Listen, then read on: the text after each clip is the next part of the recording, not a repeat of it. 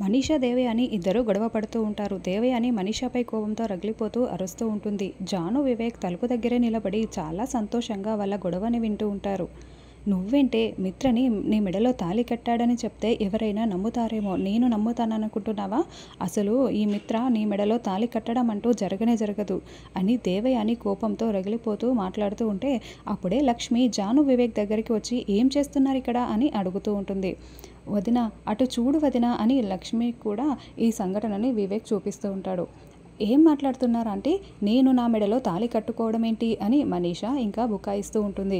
ఏమే నువ్వు ఎవరినైనా నమ్మించగలవేమో, నువ్వే నీ మెడలో తాళి కట్టుకొని మిత్ర కట్టాడని అబద్ధం చెప్తున్నావు. ఇప్పుడు ఈ తాళిని తెంచేయడానికి వేరే ఎవరో, ఎందుకే నేనే ఈ తాళిని తెంచేస్తాను అని నువ్వే కట్టుకున్న ఈ తాళిని నేను తెంచడానికి ఒక్క క్షణం చాలు అని వెంటనే మనీషా మెడలో ఉన్న తాళిని లాగిపడేస్తుంది.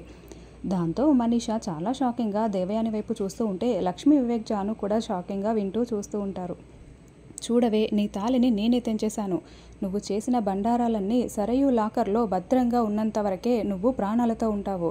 ఆ నిజాలన్నీ కూడా బయటికి వచ్చాయా అప్పుడు నీ సంగతేంటో ఒక్కసారి ఊహించుకో. నువ్వు నన్ను ఏమీ చెయ్యలేవే. నువ్వేంటి నా ప్రాణాలు తీసేది?